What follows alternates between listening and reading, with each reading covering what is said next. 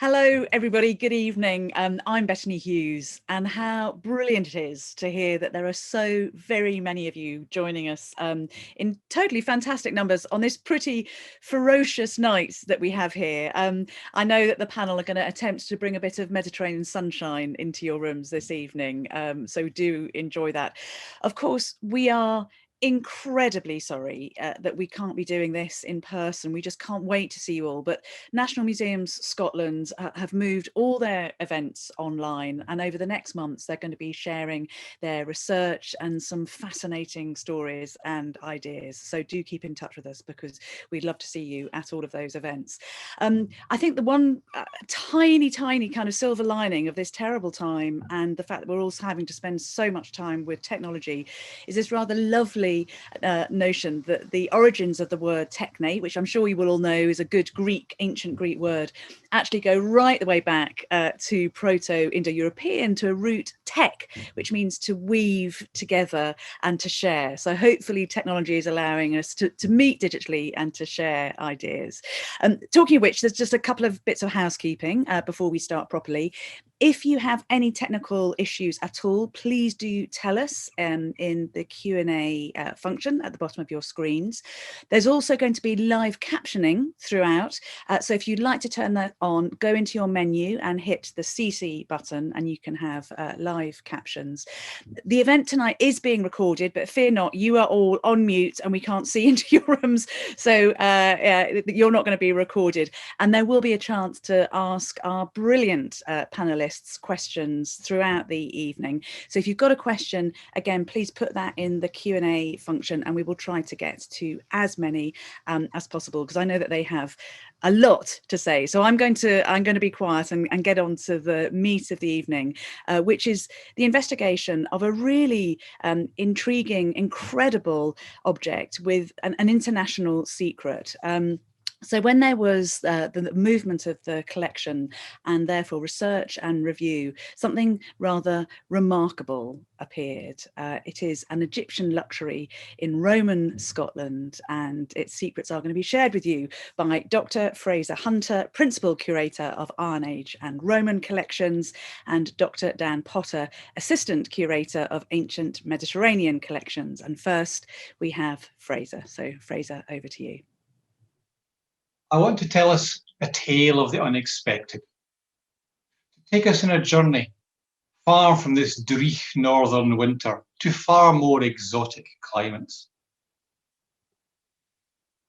And our journey starts with a store move. Now, store moves are occupational hazards in a museum. And in this particular case, we were moving from a much loved but entirely unsuitable building, the old Customs House in Leith, to a wonderful 21st century store, the new National Museums Collection Centre in Granton. This is the kind of store that makes a grown museum curator's knees tremble. It's absolutely fantastic. But of course, in the course of a store move, you need to move everything. And when you move everything, you find things you'd never seen before. And that was my experience in this particular store move. I found this box, and on the box it said alabaster bowl. And the number on the box suggested it was thought to be a Roman object. And I thought, why have I never seen this before? I'm the Roman curator. So I opened the box, and there was this curious lid-like object with ripples running through it. And it wasn't the only thing, for there was a second box with another, much larger fragment, here seen in two different views. What was this thing? The first clue lay in its number, and the number took me to the museum catalogue. And in the 1892 catalogue of the museum, FR219 was described as a vase of alabaster, imperfect, found in railway cutting near Grahamston in 1849. And that started the trail. The 1849 date led us on a detective work to newspaper cuttings. And Jeff Bailey of Falkirk Museum dug out this 1850 record from the Stirling Observer. So late as July 1849, great quantities of relics of antiquity were found by the workmen at the Midland Railway, among which was a very fine alabaster urn containing a quantity of calcined bones. Unfortunately, the urn was broken. The lid was similar to an inverted sugar bowl. So clearly, this is the same find. The inverted sugar bowl is that lid-like thing we saw in the first box. But this gave us other clues. It was broken. It contained bones, suggesting it was a funerary urn, and it was found in the building of the railway. Now, in the middle of the 19th century, the world had gone railway mad. Fortunes were made and lost, companies boomed and busted, and lines were carved across the landscape. Now, good lines of communication don't change. Where the railway had gone, the Romans had often been before. So, for example, the railway today from Edinburgh to Glasgow shadows the Antonine Wall, the line of Rome's northern frontier from Forth to Clyde. And a branch line of this railway from Falkirk, cutting ultimately across to Camelon and Stirling. It drove its way through a Roman fort. The fort of Camelon had been known for hundreds of years, but this didn't stop the navvies of the railway driving a cutting straight through it. On the slide to the left, you see the antiquarian records of the fort and where the railway line carved all the way through. Camelon was a major fort sitting just north of the wall on the Great Road North. The two grey areas mark successive forts in the first and second occupations of Scotland in the 1st and 2nd centuries, but there was more to Camelon than just a fort. The rectangles round about it are camps where marching armies would gather for attempts to conquer the north, thousands of soldiers mustering on campaign. And other burials are also known in the surrounding areas. The wee crosses mark this. Camelon was a major node within the Roman occupation of Scotland, a major site. It's no great surprise in that sense that it's turned up spectacular finds. When it was first uncovered, the urn was very much appreciated. This is Daniel Wilson, Secretary of the Society of Antiquaries of Scotland, writing in 1854. It appears to have been a work of much beauty, and had it been in a perfect condition, would have formed one of the most remarkable traces of Roman art hitherto brought to light in the vicinity of the Antonine Wall. So why did I not know about it? Why had it vanished from sight? Well, for the first 50 years after its discovery, it was indeed on display, but this changed under the stewardship of Joseph Anderson, one of the great names of our museum, keeper of the Museum of Antiquities for over 40 years, and a man not to be meddled with. In writing up other work at Camelon, which took place around 1900, he looked at the urn. The alabaster urn is now in the museum, he wrote, but presents no features which suggest Roman workmanship. And with those words, with that judgment, it was cast into the gloom of the stores for 100 years. Now, Anderson was a formidable polymath and a formidable character. You wouldn't go against his judgment, but he was not infallible. He was not a Roman expert. And in fact, there are perfectly good Roman parallels for our urn. Let's start the rehabilitation by looking at the object itself. These two views show the larger fragment, the outside on the left, the inside on the right, and it was one spectacular. Over 360 millimeters across, carved from a single block of rippling stone, and on the left you can see the traces where one of two handles once fastened. The top edge is broken, but it's undoubtedly a spectacular item. What about the second fragment? Well, this is what was called the lid, the inverted sugar bowl.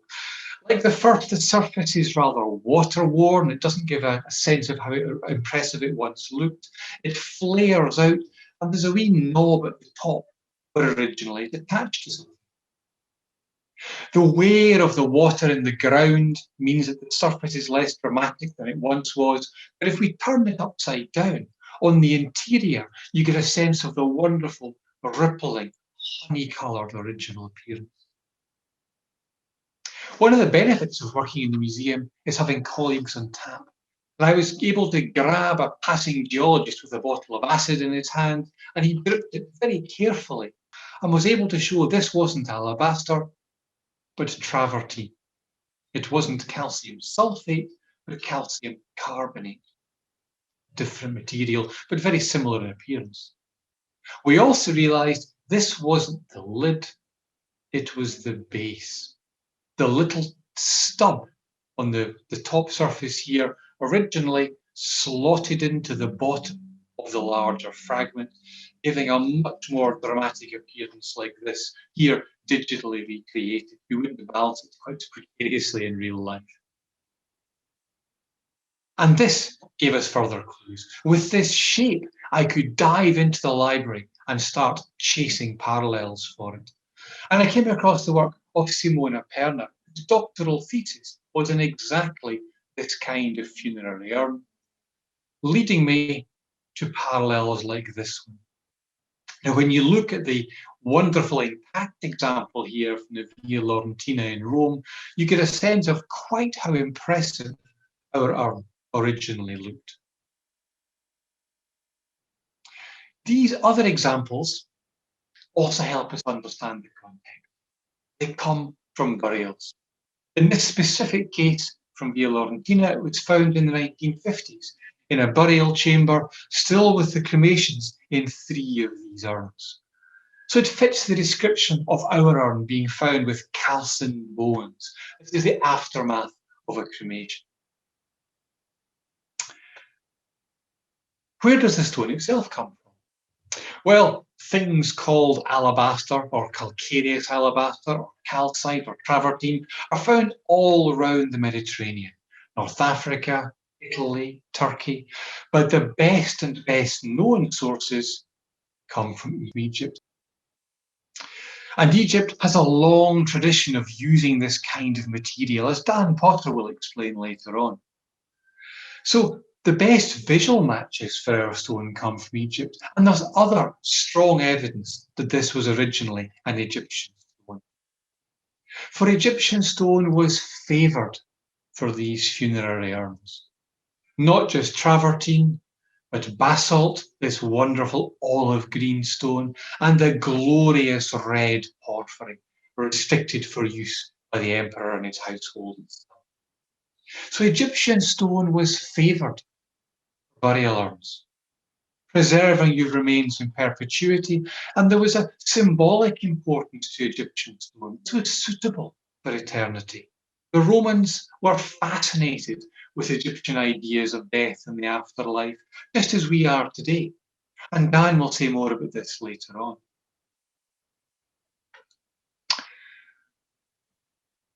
Our urn was originally a complicated beast. The reconstruction drawing here shows that there were 4 separate elements: the bowl, the base, the lid, and the finial. And Simona Perna's work suggests that the base and the finial and the lid were actually taken from the stone you removed from the bowl. This is very economical. When we look at the way these things are made and distributed, the greatest variety of them is found in Rome itself. And it seems that the blocks of raw material are taken from Egypt to Rome, where workshops carve them into the final shape of the urn. And they are then distributed to high-ranking Romans around the Mediterranean. Well, the distribution shows this is very much a Mediterranean habit in the 1st and the 2nd centuries AD, particularly in southern France, in Italy, North Africa, and of course in Egypt itself. And we can look at a couple of examples to get a sense of the original drama and splendour of some of these burials. Here from Aix-en-Provence in the south of France, the Tour de l'Horloge was a standing Roman burial monument until it was knocked down by development in the late 18th century.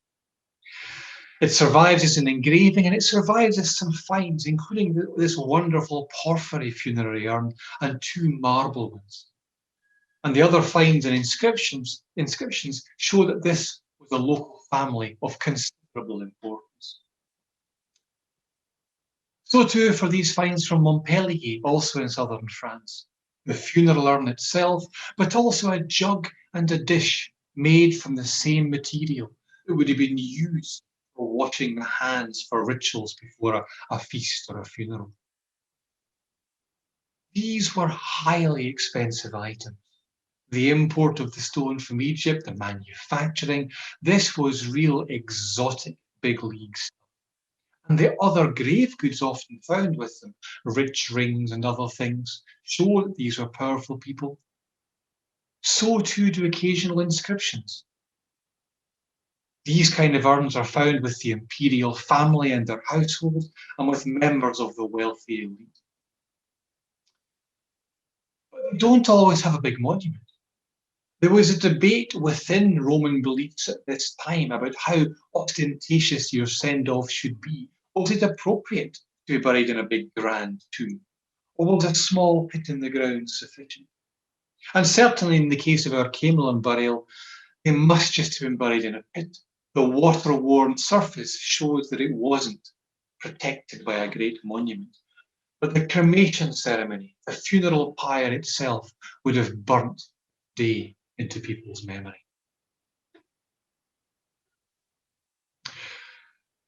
This is mostly a Mediterranean habit. But there are a few examples from the northwestern provinces. Our one from Camelon, an example from London, and this glorious example from Metz in northern France. But ours is the only one from the military zone, from the cutting edge of the Roman world. So what brought this urn and its owner north? They must have come here on campaign, they must have come prepared. And this may seem a little morbid to us today, travelling with your funerary urn in your baggage, but the Romans were a practical bunch. And we see this, for example, in the tale of the Emperor Severus, who campaigned in Scotland in the early 3rd century, bringing a massive army north, but he knew his days were numbered, brought his urn with him. One of his biographers records that after he died in York in 211, the body of Severus had been cremated and the ashes with perfumes consigned to an alabaster urn. Exactly the kind of thing we are dealing with in Camelon. Now, our urn didn't hold an emperor, but it would have held a high-ranking army commander or one of his family or household. Camelon, as we've seen, was a major point, a point of great strategic importance within Roman Scotland. Maybe in the commander of the fort, this was a big fort with a garrison of 1,000, or perhaps a general passing through for the northern campaign. And it's not entirely unexpected. There are other hints of big, grand burial monuments within Roman Scotland.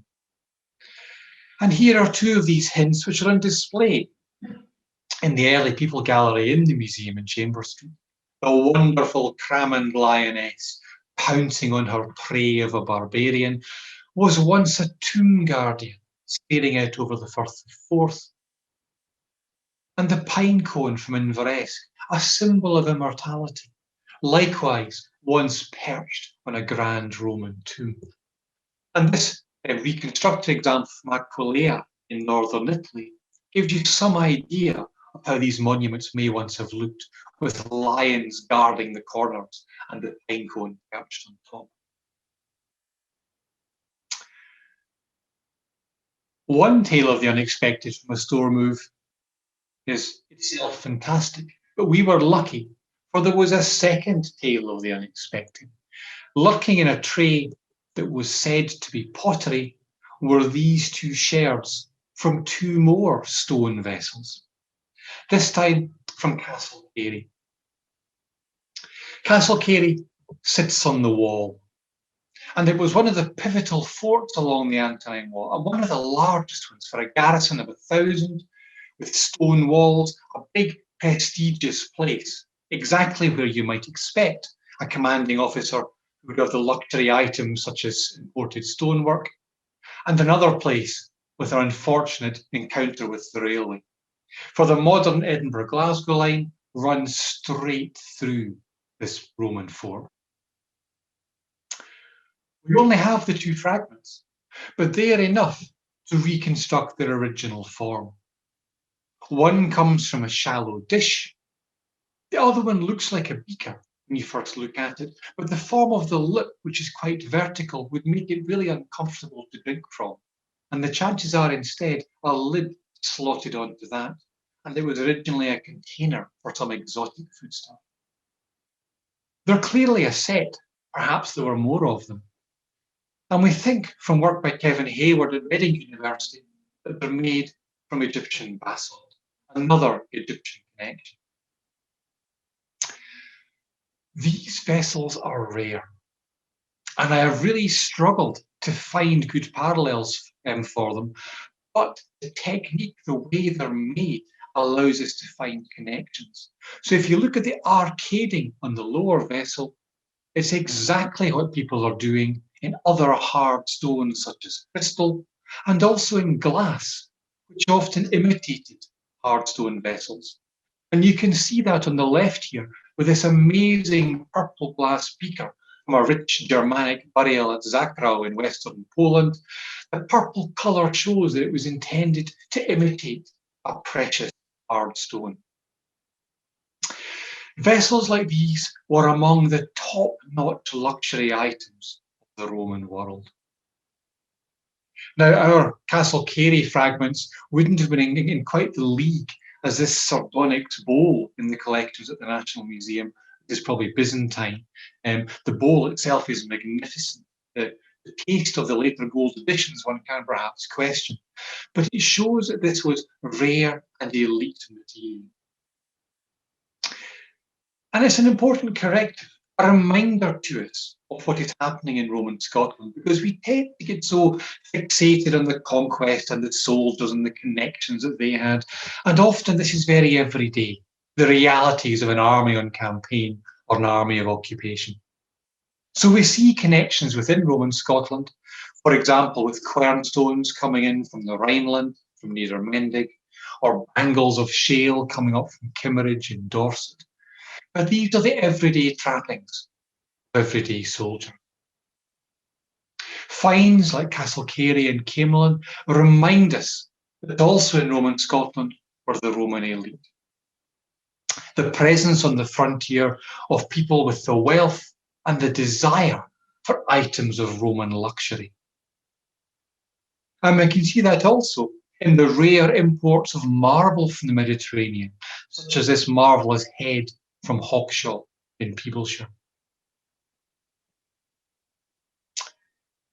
So I give you not one, but two tales of the unexpected. Castle Carey, with its fragments from a flash dining service in a commanding officer's residence, and Camelon, the urn for a well-prepared member of Rome's elite who never left the frontier campaigns. It ties us into empire-wide networks. And this urn has had quite a journey. From Egypt as a block of raw material to the workshops of Rome, travelling in the baggage of a member of the Roman elite to the northwestern frontier, buried with them, hauled back to life by the railway, lauded, and then dismissed and forgotten for over 100 years. And it's really nice, after 100 years, to be able to put it back on display once again in our New Thinking, New Collecting exhibition. It's a wonderful reminder of the surprises that lurk in museum stores, and a reminder of the tales that are still to be told about Roman Scotland and its connections. What an amazing bit of detective work, absolutely extraordinary.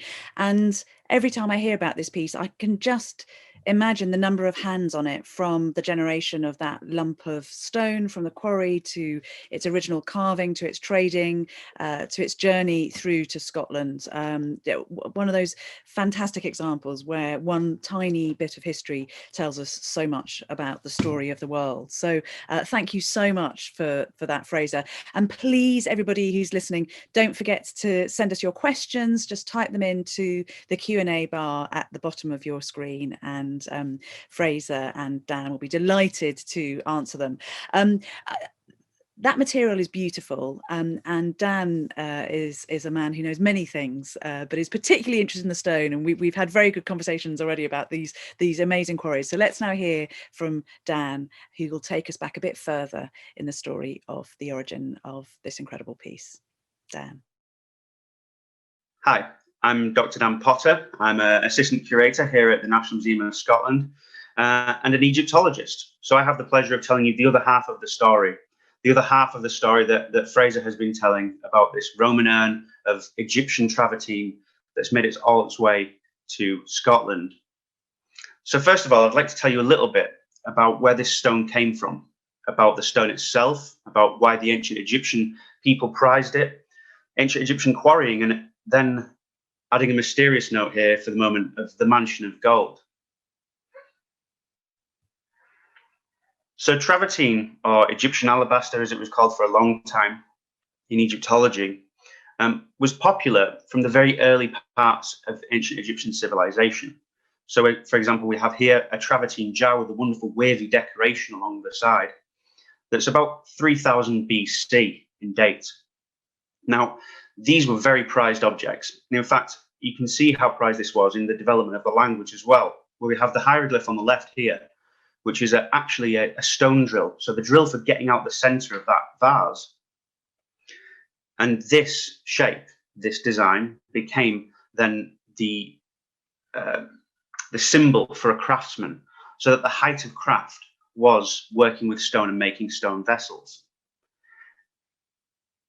This stone could be used for all sorts of objects, though. For example, here we have a wonderful offering table where you can see the milky clearness of the travertine in one solid piece. The desirability of this really was due to that beauty of the clarity of banding and the creamy color that you would get. It meant that this type of stone was used for thousands of years. The travertine, though, is very desirable, as we can see here from an ointment jar in the Metropolitan Museum of Art in New York. It looks beautiful. It's fairly easy to carve as well, so you can make a number of different shapes quite easily. Here we have the wonderful banding on this ointment jar. But it's not available to everyone. Whilst we can have objects from very large things like sarcophagi, for example, the sarcophagus of Seti I, that now in the Soane Museum in London, is one huge piece of travertine. We can go all the way down to tiny objects such as eye makeup containers. But it's not only easy to carve, it's quite easy then to add extra details that tell us about who owned these objects. And this leads us into another element, that really these objects aren't for normal people. They might be relatively easy to carve, but most people haven't got access to this sort of material. When we look closer at the ointment jar in New York, we see that it says that it is labeled in this wonderful hieroglyphic inscription that goes from right to left, and says that it is a special ointment of the manager of the Red Crown Enclaves, the chief physician Ha-Kebi. So Ha-Kebi is fairly high up. In fact, he's very high up. This is because the whole apparatus of travertine quarrying and production into objects is controlled by the king, under royal control. So if you've not got access to the king, you're not getting any travertine.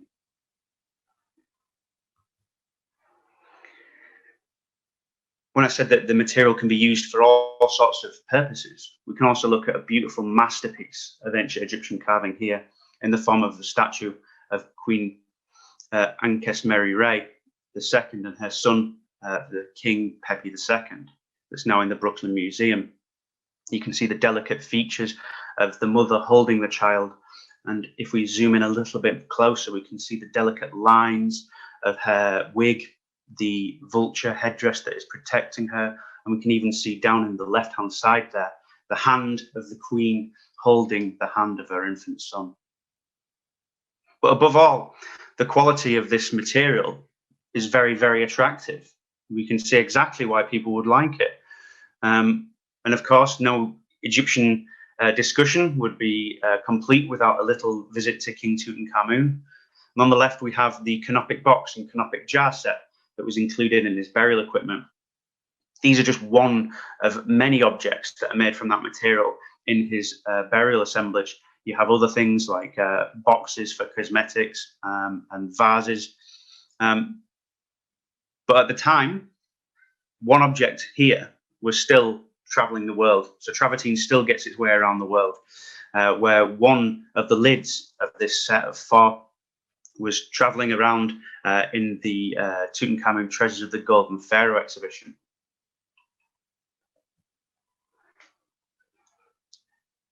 For the ancient Egyptians, there were many different quarries, many different stones that were of interest. And as well, of course, you could import material from elsewhere in the same way that the travertine of the Roman urn in Camelon was imported also. So each of the red dots on the map on the left are different quarries. The control of quarrying is entirely under royal control.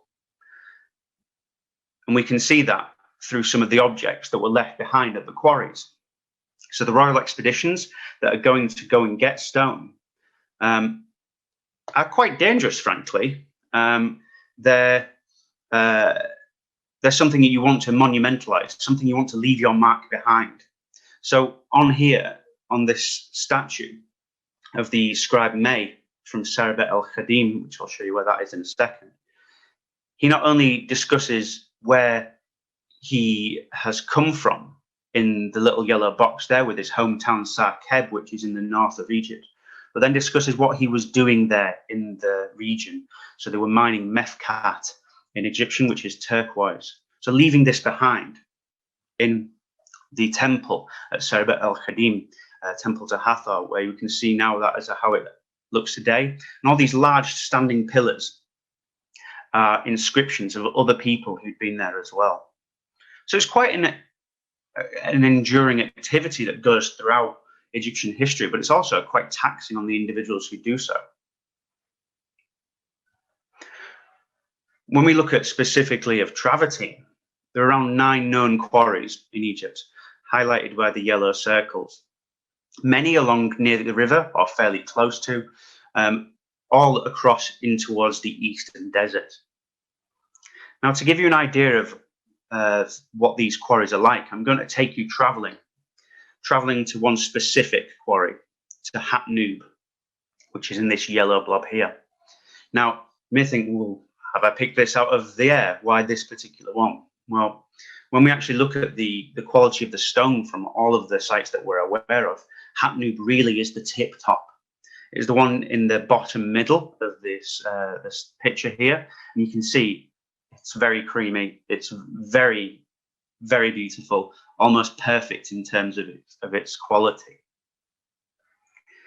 And this is where I bring in the mysterious mansion of gold.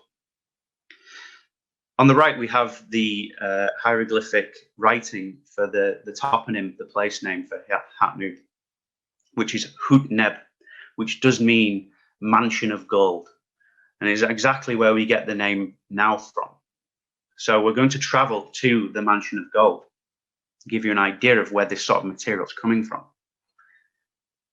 So on the way to the quarry, we're heading through this sort of landscape. This is a wadi, which is a dried up ancient riverbed. And we're heading through this very dry area. We're heading along roads that have been there for millennia. Here we have an image of an ancient quarry road that is still pretty much in use today because there is still quarrying outside this region. And we're heading right into the middle of this area to here, to Hatnoob. This is a satellite picture from Google, where we can see the quarry in the center there with a bit of shadow. And if you look carefully on the space underneath the area, you can see lots of little squares and circles. Now, these are huts and the remnants of ancient quarrying methods. So you'd be going all the way out here where there's little water, little else, and you'd be working there for a while. Unsurprisingly, people also left their own mark behind in these quarries, leaving inscriptions and graffiti to say that they'd been there. So this is what the quarry looks like today. This is what's known as Quarry P, or the main quarry, and we're looking down into where everything was mined from. You can see actually in the foreground some of the fragments of this travertine still around today, because it is a big rich seam of this material. As we go down deep into here, we can see what sort of size it is today, with helpfully some of the archaeological team who work there providing some scale. It was probably originally a roofed quarry, so this would probably be digging deep into the ground, which has since collapsed in on itself.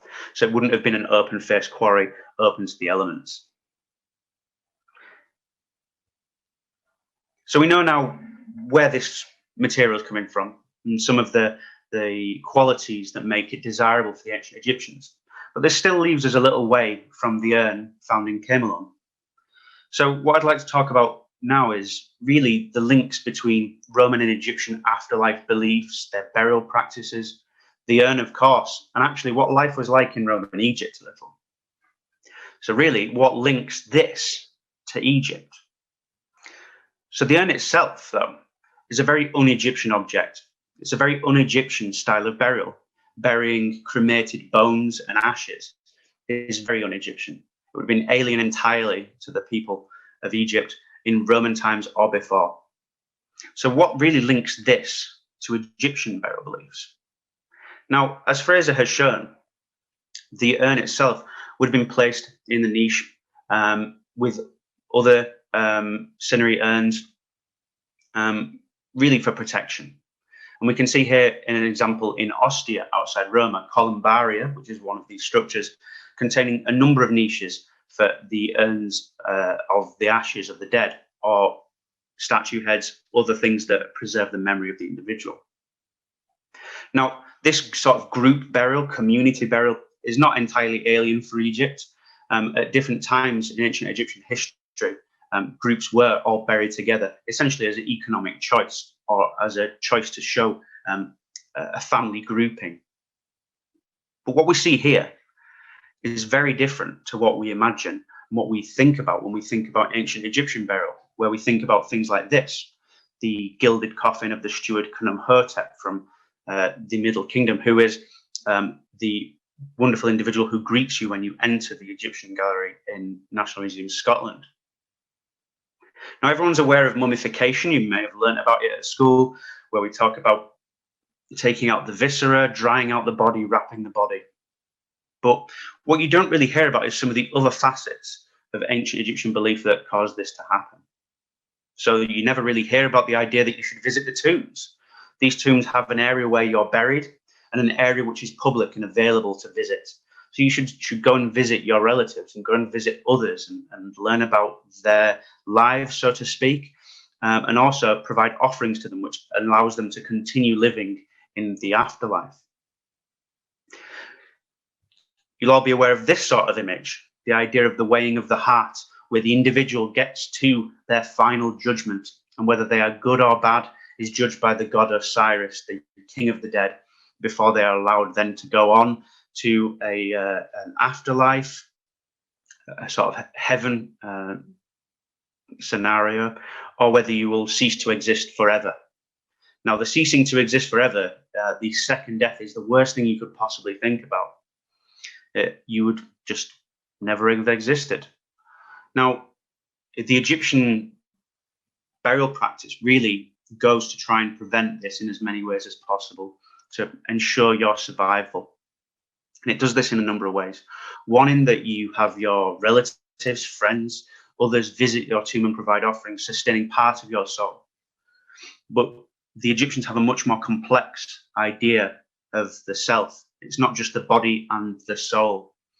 We have other features, such as the shadow that we see on the right, which really, if you think about it, you never get rid of your shadow until you die. Your name, which needs to be preserved, because again, without your name, who are you? And most importantly, comparing the Roman cinerary urn and Egyptian burial, the bar, which is this human-headed bird in the middle. The human-headed bird, this bar, needs the body, needs the image of the person, because it will fly about during the day and at night come back to perch on its rest in your body. So if your body is lost, if you were, for example, cremated, then you would cease to exist in one part of your being. So you really would never have this sort of burial that you have with the urn from Camelon in Egypt, a very un-Egyptian object. Now, this is quite easy to say that, oh, well, the Romans and the Egyptians were different. Well, of course, you know, people have different beliefs, different practices. But in Roman Egypt, this cremation urn, even if popular with other people in the Roman Empire, would not have happened either. When Egypt becomes part of the Roman Empire with Augustus, as we see on the coin on the left, which says Egypt captured, and the image of the Nile crocodile, really Rome and Egypt become joined together. The ideas become joined together. And Roman emperors become pharaohs, become kings of Egypt, who are shown in the same way that kings have been shown for thousands of years, like the Roman Emperor Trajan on the right in the Temple of Dendera. In fact, the Romans create this weird mix, this hybrid of ideas that creates objects like this, the funerary canopy of Montsuef, made in around 9 BC, an object unlike any other, a unique object for Egyptology and Roman Egypt, where we combine an object really of type not seen before with images of much more great antiquity, such as the scarabs and the cobras at the top. This gentleman, Montsuef, lived through that Augustan conquest. But if we go around this period of time where Rome is having greater influence upon Egypt, Greece and Rome are really becoming the new big powers in the Mediterranean, then we see this real choice available for burial practices. So here we see a mummified man. Sadly, his name is not preserved, with a portrait painted in wax on a board from Hawara. This is about 80 BC to AD 120. And the choice was made here to have this Mediterranean style, sort of semi-realistic portrait made. At the same time, though, you could go for this sort of modern idea, or you could go for the old idea, and you could have a gold-plated, a gold-gilded cartonnage mask. So the choice was here and there. Clearly, Egypt is a fascination for the Roman people. It is much, much older than Rome, and of course, that makes it exciting. We're all excited by slightly older things. I always compare it to if you walk up the Royal Mile in Edinburgh, how many places are called Ye Olde Shop? It's making something older than it seems. And you can do that even sneakier ways. For example, this wonderful funerary urn that's now in the Louvre collections, that is inscribed for a man called Publius Claudius Pulcher. But Claudius, though, had borrowed quite strongly by having an object that already existed. This inscription on the left, which is quite faint, but you can see, describes the owner of this vessel as a man called Nebnetru from a number of hundred years before Claudius lived. Claudius simply added his own inscription, which is a little bit rougher than the Egyptian hieroglyphic one, added some handles and a lid. This was found in Rome in his burial, so he borrowed wholesale. This borrowing of big objects or whole objects by the Romans is quite common. If you walk around Rome today, you'll walk past more standing obelisks than you ever will in Egypt. This is because the Roman emperors and the Roman Empire was fascinated by these large objects and borrowed them forever. For example, here we have the Vatican obelisk that was transported to Rome by the Emperor Caligula in AD 40. And this was to be used as the spina in the circus. This is the center point of a racetrack for horses, a circus, not in the way that we think of a circus today with clowns, but a circus with horse racing. It then was moved to be outside the Vatican later on. But these ideas, these objects are moving all alongside people. People moving all the way from Egypt to Rome and then eventually to Scotland. So fascinating, Dan. Thank you. The questions are coming in from far and wide. A couple for you straight away, Dan. Somebody has said, was it slaves who worked those quarries? And also, we're describing this as a beautiful elite object. What about those people who were the have-nots rather than the haves? Do we find people lower down the social scale also trying to imitate these Egyptian styles in the Roman period? So two for you, Dan, and they're flooding in for you as well, Fraser.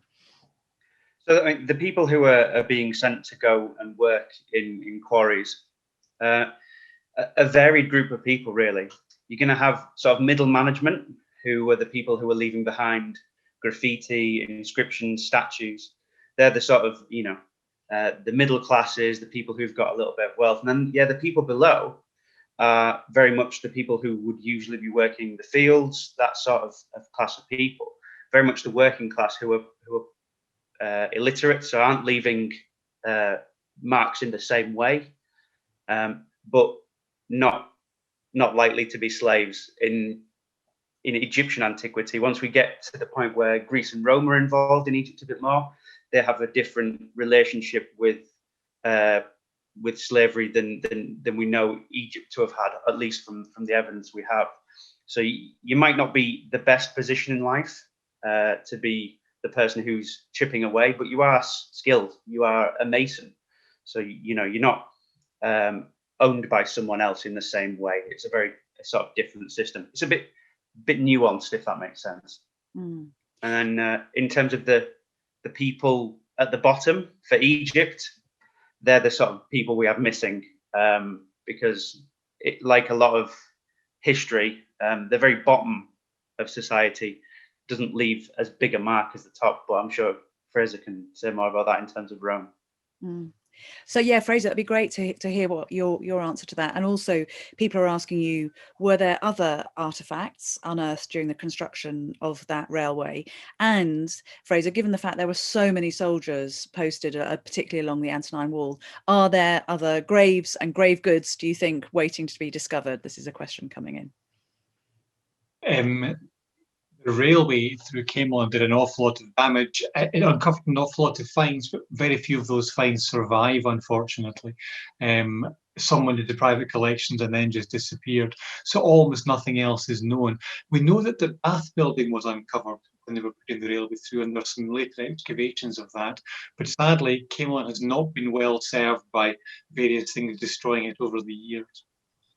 In terms of burials, I'm sure there are many more. One of the challenges of Roman Scotland is people have tended to focus on the forts and not look so much at the areas round about the forts. And actually, for me, the really exciting stories happen outside. Because outside, you get the towns that grow up round about them, you get the supply systems, you get the industrial zones, you get the temples, and you get the tombs. There's undoubtedly a lot more still to be found, for we have very, very few burials. Given how many Romans were in Roman Scotland, very, very few of them left their traces behind. And there's a question for you, Fraser, from California, that somebody's just asked, given that there are often funeral staff that would accompany particularly the very highest end emperors, for instance, when they were on the road, do we expect that kind of thing to have happened in Scotland as well? So along with that urn, would have there been people whose purpose it was to help with funerals and burials? Unclear if it would be somebody as quite as specialised as that, but clearly anybody of the elite standing to own an urn like this would have had staff with them. So there would have been an entourage up, along with the commanding officer of the fort or the general leading his troops. There would certainly have been people to do all the fetching and carrying and sorting and fixing things. And Dan, a question for you. Somebody's saying, what other kinds of objects were borrowed during the Roman period from Egyptian culture? I mean, essentially, there's a real synergy that goes on between Rome and Egypt. You know, Egypt becomes a vital part in the Roman Empire in terms of its agricultural production. So you've got a real transfer of ideas that goes on, particularly in Egypt. What goes outside of Egypt into the Roman Empire, Fraser is best served to tell you what's going on in Rome. But in Egypt, you know, you have got this adoption of older Egyptian ideas for Roman emperors, for people who are coming to live as Roman citizens in Egypt as a province. So you have got this mix, really. I think that's the key thing that goes on in Egypt. It's a mix. So you don't end up with a wholesale replacement of these older Egyptian ideas, but you end up with these new tweaks. You end up with, you know, Roman emperors shown as pharaohs, but with weird names in cartouches, trying to get across the Latin and Greek translations of their titles, rather than getting it quite right, or just filling it in with pharaoh, because, well, who can really understand these weird people's names? You know, they've come from so far away and they've got this big long name that has letters in it that we don't have in Egypt. So you have to make up something in the middle. But as it goes into the rest of Rome, I mean, one example I can think is some of the cults, some of the gods and goddesses that are popular in Egypt at this time, then transport across into the Roman Empire. Gods like Serapis and Isis make their way all the way into Roman Britain. And you're absolutely right. Those representations of the Roman emperors as Egyptian pharaohs are hilarious. I love Nero on the island at Philae. It's sort of, there's something slightly laughable about it. But they, as you said in your talk, they were kind of obsessed with the idea of Egypt, and particularly the ideas of Egyptian immortality. A very particular question for you, Fraser. Samantha is talking about the chariot racing track, the Roman circus that was discovered in Colchester in 2004, and said that there's a visitor centre there now with a scale model showing an obelisk in the centre. Do you think that obelisk would have been imported, or do you think it would have been made from local stone as a kind of imitation? Well, as Dan said, there was a long tradition of bringing obelisks in from Egypt to the heart of the empire. There's much less evidence of the obelisks themselves, the Egyptian stone itself, being taken into the provinces. I think it's more likely to have been the idea of the obelisk rather than the obelisk itself. Roman Britain. And a lot of people are asking about the human remains. So you described within the urn, what happens to those human remains? And also a question about funerary practices. Did that change through the Roman period? So was cremation constant, or were burials more popular at any particular point? But everybody's very worried about the human remains. Yeah, and so they should be. They did not survive the journey, unfortunately. The only record we have of them is this 1850 newspaper account that says it was found with calcined bone. The bones have vanished. And so too, of course, as most of the urn. What I've shown you is the base and only half of the bowl. We're missing the other half. We're missing the lid. We're missing the finial. Of course, those bits may still be around. You know, there may be interesting bits of stone sitting in somebody's mantelpiece in the Falkirk area. Do give us a ring if you find those. But the bones themselves are long gone. And sadly, this is true of many antiquarian discoveries. They were more interested in the grave goods than the person who was in the burial. In terms of styles of burial, they changed over the course of the Roman period. So I'm thinking particularly of the 4th centuries of occupation of Roman Britain. For the first 2 centuries, cremation is really what everybody's doing. But over the course of the 2nd century and into the 3rd century, inhumation, the burial of the body, becomes much more important. There's a long and as yet unresolved debate over why exactly that might be. Some people have argued in the past it was linked into the development of Christianity, but this seems unlikely because that doesn't become a dominant religion until much later. So why exactly you see this shift, which you see in many parts of the Western Empire, it remains, sadly, still quite a puzzle. And picking up on what you said, Fraser, Nancy, who's aged 7, very specifically asks, do you think if you went back to where it was found, you may find the other missing parts?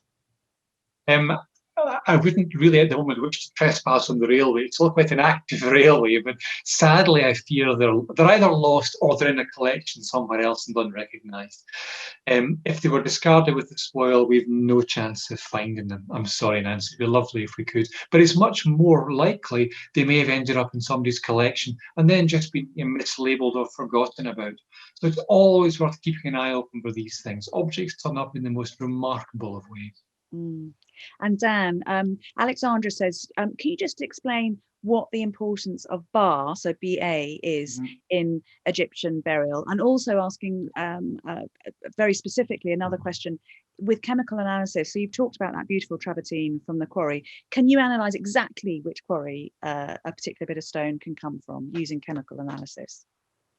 So the stone, in terms of its origins, there are studies that can identify where stones come from based on particular trace elements. But given that most of the seams are pretty related in Egypt in terms of a lot of the minerals that you're looking at, it can be harder. What we often do in terms of travertine, and Fraser and I have had discussions about this, about which quarry could it be, you know, which quarry was used at the time, where's likely, where seems best, what looks the best, because as well, as you saw from the pictures that both Fraser and I showed, you can see a difference between the different quarries in terms of their banding and their coloration stuff. So we can probably do it without dropping any more acid on it. It's probably had its last acid drop, thankfully.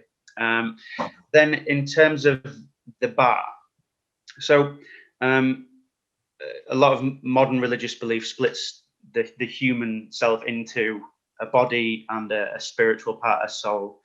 For the Egyptians, there are a lot more components, and that's the key element. And they all require different sort of states to survive. So, you know, they're all reliant on each other. If you lose one, then you kind of degrading. So if you lose your name, if your body has lost the attachment to your name, well, you lose quite a lot of your sustenance in the afterlife, because no one knows who you are anymore. And it's difficult to set, you know, if you were sending some letters or emails now, if I was trying to email you, it'd be very difficult if I didn't know your name anymore. But the bits, the car and the bar, so the car is the part that needs feeding in the afterlife. That will have its own sort of afterlife in a place that looks very much like Egypt, because for the Egyptians, Egypt is amazing. So of course the afterlife looks like Egypt, but better. Because why, you know, how do you improve on perfection? And for the bar, it is another part of yourself really that is difficult to explain during life, but during death it is the mobile part that can hang around in the world that you've left behind, sort of thing. Hence why it's shown as a bird, so it can be shown around, so you can see it flying out of the tomb chamber in certain images, and you can see it flying about, but it needs to come back to you. So at the end of the day, when it comes to night and it's tired from flitting about the world, then it needs to come back to something that resembles you, as it always, because it's always been part of you. It's just able to move about more after death, if that makes sense. It's a much more nuanced, complex way of thinking about the self, with different aspects of you, rather than just dividing it straight down the middle. A final question, because I can't believe it, we've run out of time, but a final question to both of you. Lots of people are saying, are there more mysterious objects like this in the collection that you would like to view with fresh eyes to get new perspectives and new stories? So a question to both of you, and to both of you as well, is this one of the reasons that you love history, because there are always riddles to solve, always secrets to be discovered? After you, Fraser. It's one of the great delights of working in a museum like ours is you never know what you're going to find, and I think there's always this absolute joy in pulling open cupboards and drawers and just seeing what's in there. I mean, one of the great treats of the job is finding something and puzzling out what it might mean. And of course, much of the stuff we know at a basic level what it is, but it takes some more in-depth research to really start to tell the story. And often it's just that, it's that intrigue. You'll see something and you'll say, what is that? Well, what story can that tell us? And that's what sets you off on the trail to look at the object, the books and look at parallels in other museums, and get thinking about things you'd never thought about before, or that nobody else had thought about before. And it's making those leaps that was one of the really exciting things about working in a museum. Dan? With you, Dan? Yeah, it is. It's superb to go into the stars and look at an object that you might have looked at before briefly, or see something you've never seen before. So where Fraser opened that box and went, oh, this might be something interesting in here, and then it leading to something else. I know I've done it myself as well, where I found an object and gone, well, this is interesting. I like the look of that. That's, what can I find out about it? And then going on and finding out more, and then eventually being able to display it, or to be able to share the story with everyone else, because that's the real joy I find. The puzzle's great, the mystery is really fun, but it's then telling everyone this story that might not have been told before, or might not have been fully understood before, which is the exciting bit. And yeah, there are loads more things I'm sure that we're going to find out. There's things that we know existed. We know that the other half of the urn existed, that we'll keep looking for. We'll keep our eyes out. We'll keep looking to see if we can find these things that could be our next online event, where we get to tell another amazing story. And absolutely, I mean, and all of it's a reminder that history is not the study of the dead, it's the study of lives, and it is itself alive. Fraser and Dan, thank you so much. What a brilliant evening that has warmed us up intellectually, in body and soul. That's all we have time for tonight. Just thank you once again. Thank you, everybody, for joining us. There are huge numbers of you. The museum is going to be in contact with a very short survey, just so that future online programmes can be informed by what you think. And it also gives you the chance to sign up to the museum newsletter. But just everybody, please stay safe, take care, be well, keep strong. If you're where there is snow tonight, enjoy the snow, and this event will continue with more like it, and we'll all be back soon. Thank you once again, Dan and Fraser. Thank you, all of you, for being with us. Good evening.